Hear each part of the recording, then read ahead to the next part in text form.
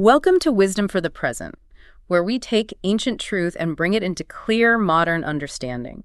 This episode uses AI-generated narration based on human-researched and written material. I'm really looking forward to this one, actually. Yeah, me too. I mean, we are getting into some incredibly heavy stuff today, so I want you, the listener, to just imagine for a second that you receive news so devastating, completely world-shattering. Right.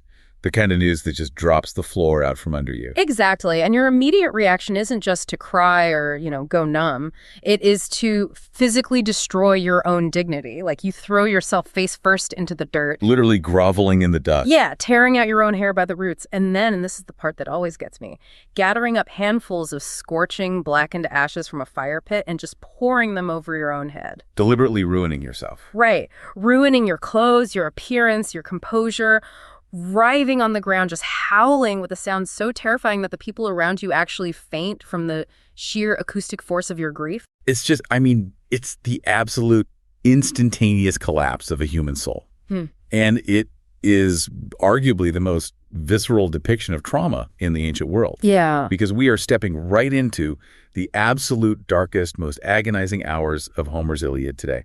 So for anyone who thinks ancient literature is just, a dry catalog of bronze spears and chariot formations. Right, like just a list of who killed who. Exactly. This specific sequence, which is books 18 through 21, it just shreds that clinical framework completely. We are looking at a landscape of human emotion that is terrifyingly vast, murky, and just entirely out of control. Yeah, we are entering the narrative at its absolute breaking point, because Patroclus is dead. Right. The beloved companion of the great Greek champion Achilles. Achilles has been sitting in his tent, right, so just nursing a grudge, entirely withdrawn from the war. But now, with the death of his best friend at the hands of the Trojan prince, Hector, that withdrawal just completely shatters. It shatters, and it unleashes something monstrous. Yeah. Achilles is about to unleash a wave of wrath that will alter the course of the war, sure, but more importantly, it's going to entirely desolate the landscape of his own psychology. And, well, that is our mission for this deep dive today. Because we want to look past the battlefield, right? We want to extract the core wisdom from this text. Exactly. We want to understand how humans process catastrophic, life-altering grief. We are looking at the intensely destructive nature of unchecked rage. And, this incredibly profound tension between our physical, human limitations and our desperate desire for absolute control. Because what Homer is really documenting here is the anatomy of a complete psychological breakdown. Right. When the messenger, Antilochus, brings the news of Patroclus' death to Achilles' tent, Homer doesn't give us a stoic warrior accepting the casualties of war. No, not at all. Right. The text says a sudden horror shoots through Achilles and wraps his senses in a cloud of grief. And his reaction, like you described, is immediate. It's severe, and it's entirely physical. He grovels. He defiles himself. It's basically self-mutilation. He is instantly destroying his own beauty, his own status. But, why do that? Why is the instinct to physically degrade himself? Well, modern trauma psychology actually offers a really profound lens for this.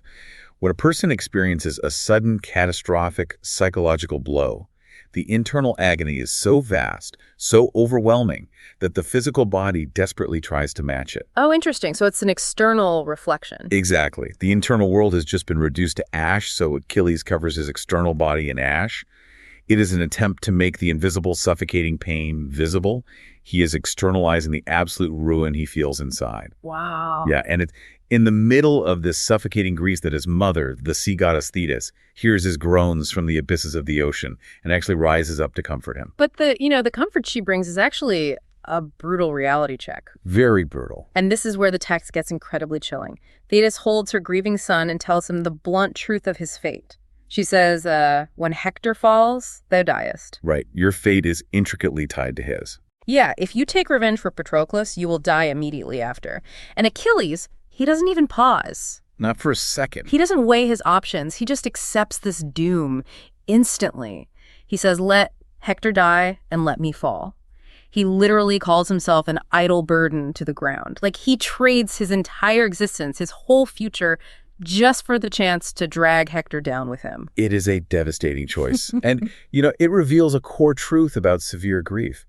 When a trauma of this magnitude hits, The human brain often cannot process a reality where the loved one is gone, but life continues. Right. Psychologists sometimes call this a foreshortened future. It's the inability to envision a timeline past the traumatic event. For Achilles, life without Patroclus is not just sad, it is an offensive concept. It's completely void of meaning. Exactly. I mean, to leave his friend unavenged in this martial culture is unthinkable anyway. But the human element is much deeper. He physically cannot imagine existing in a world where Patroclus does not. It feels like his grief has become this, I don't know, this inescapable black hole. It's so dense, so incredibly heavy that no light, no alternative future, no possibility of healing can escape its gravity. Right. He instantly collapses inward, pulling his own life into the void just so he can pull Hector into the singularity with him. I mean, he literally says, "I hate to live." Yeah, but it's actually even more active than a black hole. Because a black hole just sits there with immense gravity, right? It's a passive force of nature. But Achilles is actively weaponizing that gravity. He is deliberately choosing the void. Yeah, that makes sense. And if we look at how this translates to our modern 21st century lives, it is profoundly relevant. Yeah. How do you process devastating loss?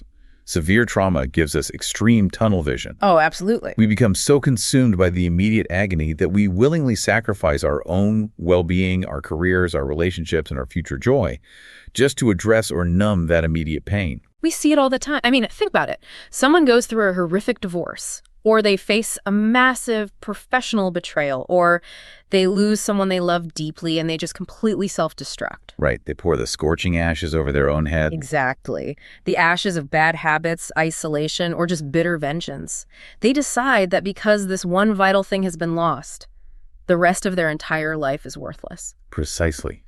They become, in their own minds, an idle burden to the ground. Yeah.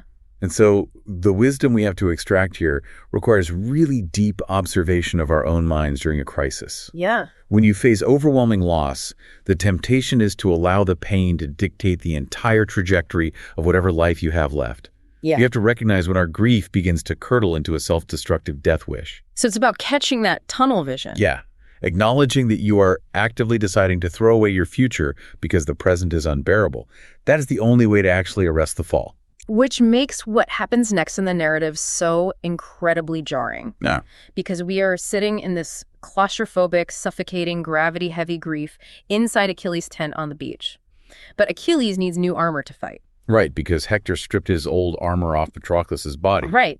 So Thetis goes to Mount Olympus to ask the blacksmith god, Vulcan, to forge new arms. And Homer executes this stunning, almost cinematic transition. It really is. We go from the darkest depths of human despair to a sprawling cosmic perspective, the creation of the Shield of Achilles. It is arguably the most famous piece of metalwork in human imagination. I mean, Thetis finds Vulcan obscure in smoke, sweating over his divine forges, and Vulcan agrees to make the armor. Yeah. But what follows is this incredibly intricate, prolonged description of the design being hammered into the face of the shield. Vulcan doesn't just make a thick piece of bronze, he maps out the entire cosmos. He literally builds the universe on a shield. He depicts the earth, the heavens, the ocean, the sun, the moon, and all the constellations the ancient Greeks used to navigate the dark. You know, the Pleiades, Orion, the Bear. It's massive, but then he zooms in on human life. Vulcan crafts two distinct cities on the shield. One is a city of peace. Right. There are weddings, music, flaming torches, youths dancing to flutes. And right in the forum of this peaceful city, there is a conflict, a dispute over a townsman who was slain. But notice how it's handled. Exactly. Instead of blood vengeance, it is being settled by law. Elders sit on stone seats, passing a talking scepter, debating the fine. And there are two golden talents sitting in the middle as a prize for the fairest judgment. It's a vision of ideal civil society. But right next to it, bordering this piece, is the city of war. Yeah, the contrast is intense. It's a besieged town. There's a secret ambush being prepared at a silver river. Spies are watching for sheep and oxen. And then suddenly a glittering squadron rushes in, slaughtering the shepherds and the flocks. It's total chaos. And Homer personifies the horrors of war here, right? He does. He describes tumult, contention, and fate stalking through the battle, grim with human gore, literally dragging corpses by their feet. It's terrifying. But then, zooming out again, Vulcan depicts the steady, enduring rhythms of normal agricultural life. Yeah, men plowing fields. Reapers swinging bended sickles while a king watches his harvest with silent glee. There's a beautiful vintage gathering in a vineyard with a boy playing a stringed instrument and youths and maidens dancing in a maze-like circle so fast the text compares it to a potter's wheel. It's vibrant, it's alive. The shield is a microcosm of total existence. It encapsulates everything that happens under the sun. But, we have to pause here and consider the profound irony of this moment, because it highlights a massive philosophical tension. Wait, okay, this is exactly where I get completely baffled by the text. Let's really think about this. Vulcan is forging a weapon of mass destruction. Literally. He is building a shield for Achilles, a man who is currently vibrating with grief, utterly devoid of empathy, and about to go on an absolute rampage of slaughter. And yet, what does the god decorate this weapon with? Dancing teenagers. Right, dancing teenagers. A peaceful vineyard. Men debating the law. This feels like a cruel joke. I mean, is Vulcan mocking him? Why would you put a picture of a beautiful harvest festival on a shield meant to catch bronze spears on a blood-soaked battlefield? It's definitely not mockery. It is a desperate, vital injection of perspective. I mean, consider what Achilles' grief has done to him. It has given him absolute tunnel vision. Yeah, his world is just rage. His entire universe has shrunk to the size of his rage against Hector. The shield is the divine counterweight to that psychological collapse. By forging the cosmos, the city of peace, and the agricultural rhythms onto the shield, Vulcan is forcing the totality of the universe onto Achilles' arm. Oh, wow. He is reminding this tunnel-vision killer that the city of war is only one half of the human experience. That is so wild. It's like forcing someone to carry a picture of a thriving, joyful world right into a nuclear bunker. Exactly. It's a physical reminder of everything that exists outside their own pain. That's amazing. And if we look at comparative insight, this mirrors brighter wisdom traditions around the world. Think of Taoism's yin and yang, or Buddhist concepts of non-duality and mindfulness. Right, holding the balance. The ancient understanding is that suffering, tragedy, and war are inevitable, but they are bounded. They do not constitute the entirety of reality. To be fully wise, to be a complete human being, is to hold the awareness of life's beauty, even in the very trenches of its greatest horrors. So Vulcan is basically saying, yes, you are entering the city of war, but never forget, the city of peace exists, the harvest still happens, the constellations still turn. Exactly. That is so incredibly powerful, because when we are consumed by a specific conflict, a war in our personal or professional lives, it's so easy to let that conflict become our entire world. Oh, it consumes everything. A toxic workplace, a bitter family dispute, a legal battle, it becomes our black hole. Everything else gets sucked into it. So the wisdom here is that when you are in the deepest trenches of a difficult season, you have to actively force yourself to look at the shield of your existence. You really do. Yeah. You have to actively note the vineyards and the festivals in your life that are still thriving. It is a deliberate cognitive practice. Yeah. The war might be raging, but perhaps your health is good, your children are thriving, you have a quiet morning ritual that brings you peace. You have to force yourself to see the totality of the shield to keep the conflict in its proper proportion. Because if you don't, the war becomes all there is, right? And you lose your humanity in the process. Which is exactly what happens when leaders lose that perspective. And the text transitions so seamlessly from this ideal balance of society on the shield, especially that peaceful city where conflicts are resolved through law and elder wisdom, to the reality of human leaders actively destroying that balance through ego and blame-shifting. Oh, man. The contrast is stark. Because Achilles finally steps out of his tent. He hasn't even received his new armor yet. But the goddess Minerva wraps him in her aegis. That mythical, terrifying, divine cloak. Right, the one imbued with the power to instill absolute panic. And she crowns him with a golden cloud of fire. Achilles walks to the trench, and he just shouts. Just a shout. He unleashes a battle cry so unnatural, so terrifying, that the Trojan chariots literally roll backward in terror, and 12 men die just in the crush of the panic. It's pure chaos. Yeah, and the Greeks use the confusion to pull Patroclus' body back to their camp, and then night falls. The Trojans are absolutely terrified. They call a panic night council. And here we see a masterclass in toxic leadership. Oh, it is textbook toxic leadership. There is a Trojan commander named Polydamas. The text points out he's exactly the same age as Hector, but he is wise in counsel, whereas Hector is brave in action. Right, the thinker versus the fighter. So Polydamas stands up and gives excellent objective advice. He says, look, Achilles is back. The entire paradigm of this war has just shifted. We need to retreat behind the impenetrable walls of Troy tonight. If we stay on the open plain, Achilles will slaughter us tomorrow. It is perfectly sound, rational strategy. But Hector vehemently refuses, and his reasoning is entirely rooted in ego and pride. He calls the massive city walls a coup. He says, wasn't it enough you valiant warriors, say 9 years imprisoned in those towers ye lay? He is essentially saying, we finally broke out of the city, we pushed the Greeks back to their ships, and I am not going back inside looking like a coward. Right. He declares he will stand and fight Achilles on the open plain.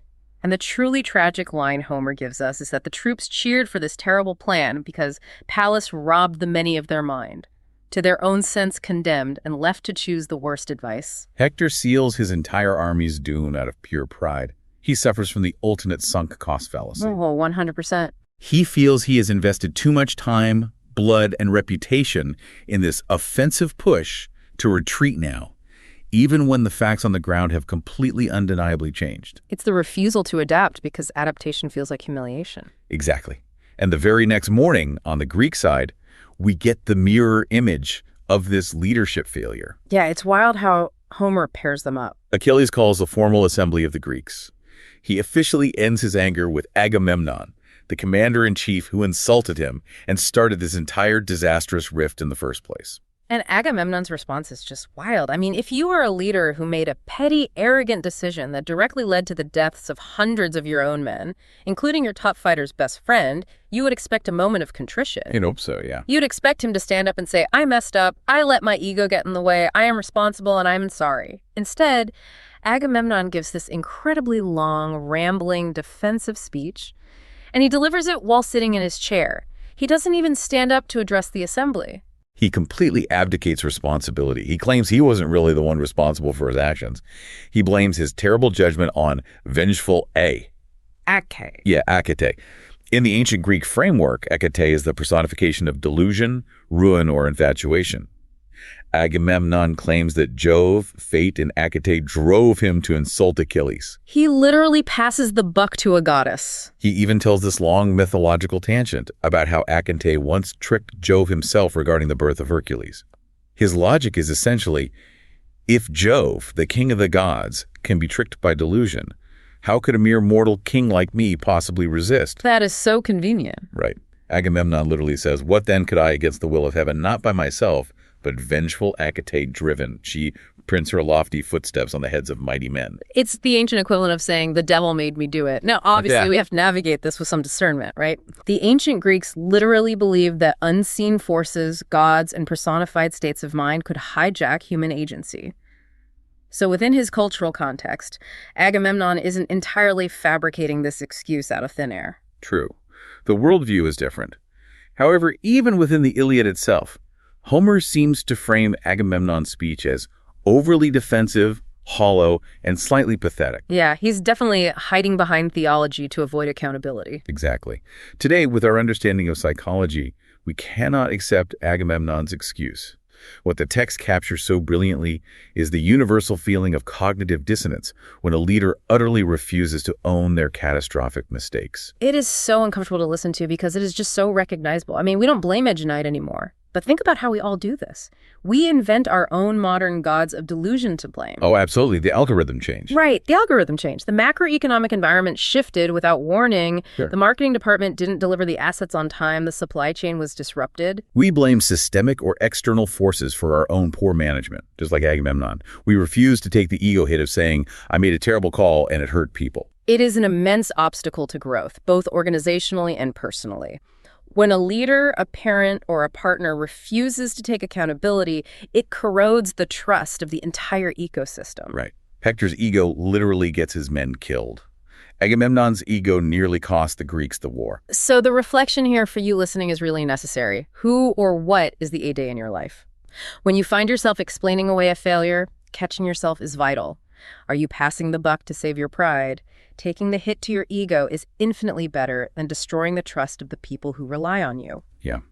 And while the leaders are busy managing their egos, the text zooms back down to the gritty, physical reality of the soldiers on the ground. Which brings us to a fascinating, highly pragmatic debate about the mundane but absolute necessity of human limits. This part is so good. Achilles has his new armor. He is officially reconciled with Agamemnon.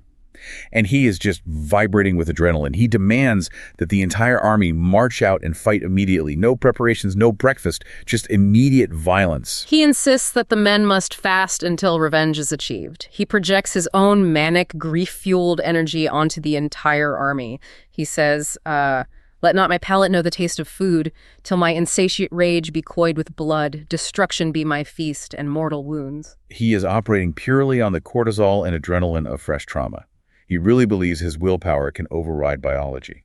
But Ulysses, who always functions as the voice of lived experience, pragmatism, and biological reality in these epics, he pushes back hard. Thank goodness for Ulysses. Right. Ulysses essentially tells Achilles, you might feel like a god right now, but these men are mortals. Ulysses explains the physics of warfare. He says, mere unsupported man must yield at length. Shrunk with dry famine and with toils declined, the drooping body will desert the mind. He insists that the men must eat food and drink wine to build the physical strength to tire a war. He argues that courage and rage are not enough. Without calories, the body fails, and when the body fails, the mind surrenders. But Achilles completely refuses. He won't eat a single bite. He sits by Patroclus' body, wasting away. Right, and eventually, Jupiter looks down from Olympus, pities him, and tells Minerva to secretly infuse Achilles' breast with divine nectar and ambrosia so he doesn't physically collapse from starvation before the battle even begins. I love this detail because it sets up such a perfect analogy for how we treat our own bodies during a crisis. It's much darker than just, corporate hustle culture. Yeah. Achilles is like a high-performance engine that has completely run out of oil, but the driver has taped the accelerator to the floor. The friction is building. The engine is literally going to fuse its own parts together and explode, but the driver thinks the sheer importance of the destination means the engine doesn't need oil anymore. Oh, yeah. Achilles thinks his rage, his sheer emotional force, suspends the laws of his own hardware. But Ulysses knows that eventually the engine seizes. The body always keeps the score. That is exactly the dynamic. Achilles is in a state of manic, grief-fueled hyperarousal. And this mirrors a modern epidemic perfectly. When we're consumed by a crisis, maybe a bitter, drawn-out lawsuit, a terrible divorce, or a desperate attempt to save a failing business, we often think the importance of the goal suspends our biology. Yeah, we stop eating. We stop sleeping. We run purely on the toxic fumes of stress. We believe that because our cause is just or our grief is profound, we don't need maintenance. We think we have Minerva secretly dropping divine ambrosia into our coffee cups. Right. But we don't. We just have cortisol, caffeine, and anxiety. And eventually the drooping body deserts the mind. You see people physically wasting away from stress. Ulysses represents the vital, unsexy necessity of human maintenance. You cannot fight a prolonged war or survive a deep personal crisis if you let your physical vessel deteriorate. The text shows us that Achilles' state is unnatural. It literally requires divine intervention to sustain him, which means, for mere unsupported humans, it leads inevitably to disaster. The rule of Ulysses is absolute. Respect the physical vessel. Respect the vessel. No matter how emotionally charged the situation is, no matter how critical the deadline or how deep the grief, you cannot skip the foundational steps of biology. You cannot make your most critical, aggressive decisions on an empty stomach, on zero sleep, while vibrating with stress. You have to force yourself to eat, hydrate, and rest before you march onto your battlefield. Because if you don't respect those limits, if you allow unhealed pain and unchecked rage to completely hijack your system, you don't just burn out. You become monstrous. You really do. Which brings us to the darkest, most terrifying part of this entire deep dive. We now witness what happens when Achilles fully surrenders to his wrath and ignores every human boundary. It is an absolute horror show. The battle begins, and Achilles drives the Trojan army back with such ferocity that their lines break.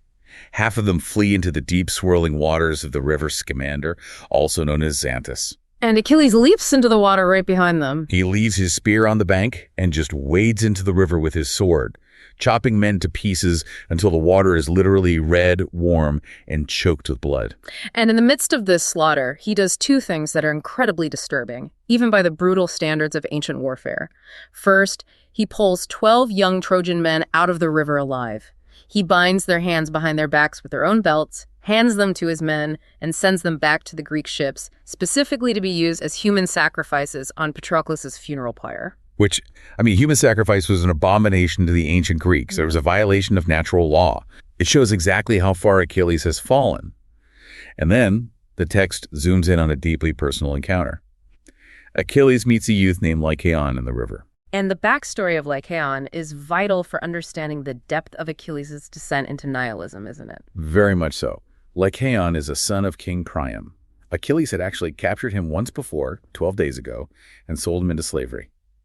Lycaon was ransomed, he just got back to his family, and now, unarmed, naked because he threw his heavy armor away to swim, and absolutely terrified, he scrambles out of the bloody water and literally grasps Achilles' knees, begging for his life as a suppliant. And Lycaon tries everything. He appeals to every social and religious norm. He says, look, we've broken bread together, which means we have a bond of hospitality.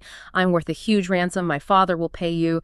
I'm not even Hector's full brother. I have a different mother. I had nothing to do with Patroclus' death. Please spare me. And Achilles looks at this terrified, unarmed kid and delivers the most chilling, emotionally dead speech in the epic. It's so cold. He tells Lycaon that before Patroclus died, he used to spare people. He used to take ransoms. But now, the rules are gone. He says, Patroclus dead, whoever meets me dies. He looks at Lycaon and says, die then, my friend. What boots it to deplore, the good Patroclus is no more. Wow. He essentially tells him, look at me, I am beautiful and great, my mother is a goddess, but death is coming for me too, we are all dead already. And then he just butchers the boy without a second thought, throws his body into the river, and tells the fish to suck his blood.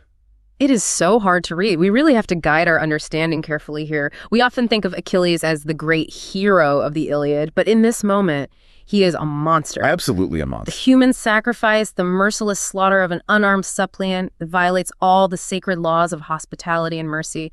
This isn't heroism. It is a profound psychological study of what happens when profound pain completely extinguishes human empathy. Achilles has decided that because the universe took his friend, the universe owes him blood. Because he is suffering, everyone else must suffer. Exactly. It is the logic of unhealed trauma taken to its absolute violent extreme. He is projecting his internal agony outward onto everyone he meets. And the narrative responds to this unnatural horror in a brilliant, surreal way. Yes, the environment itself rebels. The river's commander, choked with the corpses Achilles is throwing into it, literally rises up and speaks to him. The river god says, my choked streams no more their course can keep, nor roll their wonted tribute to the deep. Turn then, impetuous, from our injured flood. The river is saying, you are polluting me with death. I cannot flow to the ocean anymore. Stop. But Achilles refuses. He jumps back in to kill more. So the river physically attacks him. A massive boiling tsunami of water rises up and chases Achilles across the plain, trying to drown him. The greatest warrior in the world is reduced to scrambling through the mud, terrified of the water. It takes Vulcan coming down from heaven and literally setting the river on fire, burning the trees on the banks, boiling the fish alive, just to stop the flood. It is a stunning environmental metaphor. Achilles is violating the natural order, so nature attempts to purge him. He is polluting the source of life with his toxic grief. And the modern translation of this is incredibly resonant and deeply uncomfortable. How so? Well, when we operate from a place of unhealed pain, trauma, or absolute rage, we become destructive forces in our own ecosystems. Our homes, our workplaces, our communities. We drown the people around us in our river of stress, anger, and unresolved grief. We've all seen this. The phrase, hurt people, is almost a cliche, but this text amplifies it to a terrifying degree. Think about a boss who is going through a bitter, agonizing personal crisis, and they come into the office and absolutely torment their employees. Right. They're taking their Lycaon's innocent bystanders who had nothing to do with their pain and throwing them into the river. Yeah, and the obstacle to growth is that when we are in deep pain, we feel completely justified in our cruelty. Achilles feels totally justified. His internal logic is, my friend is dead, therefore nothing matters, therefore I can do whatever I want. My pain gives me permission. It is the ultimate collapse of any moral framework. We have to take responsibility for our emotional exhaust. We have to examine how we distribute our pain. When you are hurting, are you polluting your own environment until the people around you feel like they are drowning? It's a heavy reflection, but a necessary one. And as this deeply personal, incredibly violent micro-conflict between Achilles and the river escalates, the narrative suddenly blows wide open again. The chaos Achilles unleashes on Earth ripples all the way up to the heavens. The earthly war triggers a cosmic war.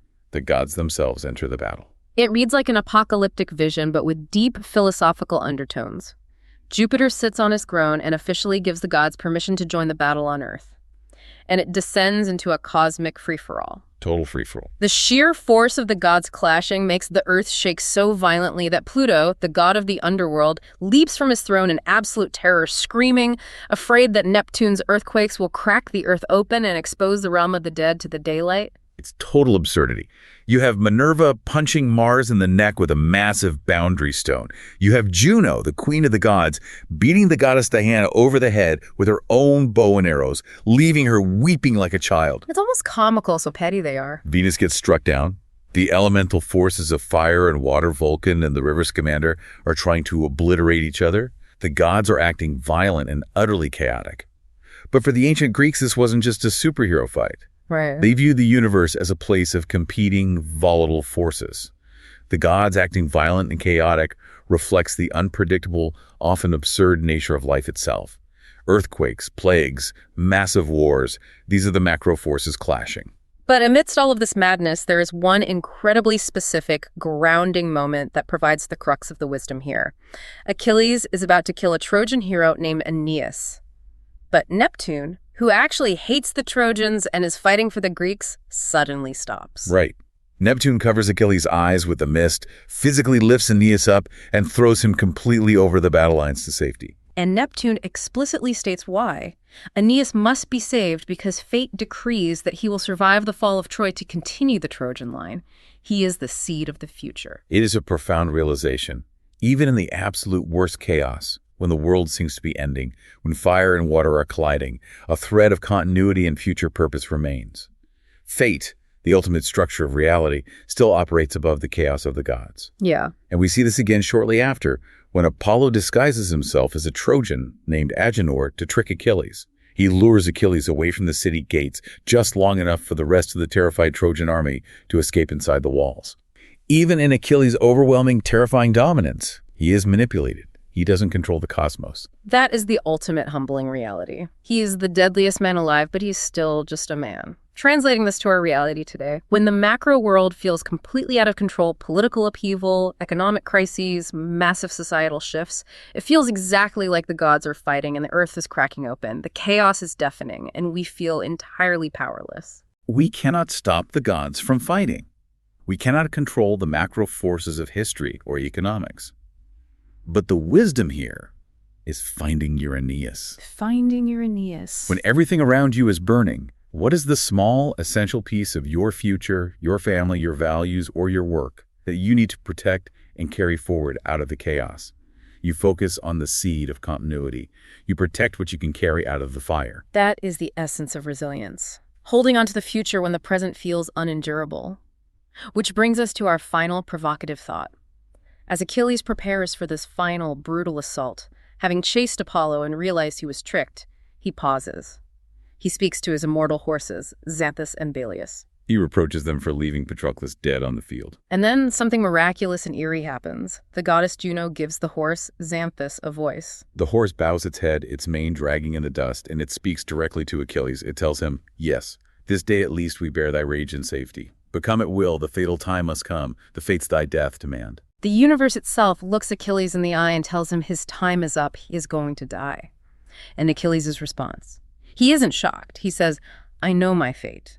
He already knows. He isn't fighting for survival. He is fighting for meaning in a world he knows will end. He knows his time is incredibly short, and yet he rides into the battle anyway. It is the ultimate confrontation with mortality, the acceptance of limits. And so, I leave you, the listener, with this to mull over. You may not be facing bronze spears on a dusty plain, but you too are living a finite life. The universe has given you the exact same guarantee it gave Achilles. Your time is limited, the clock is ticking. So what are you willing to fight for? Knowing that your time is short, what purpose will you choose? And crucially, based on everything we've unpacked today, how will you ensure that your fight brings life, peace, and continuity, rather than just polluting the world with a river of destruction? We must choose the shield of peace, even when we are forced to walk through the city of war. That's the heart of this section. This is wisdom for the present, where understanding leads to clarity, and clarity shapes how we see and live. We'll see you in the next episode.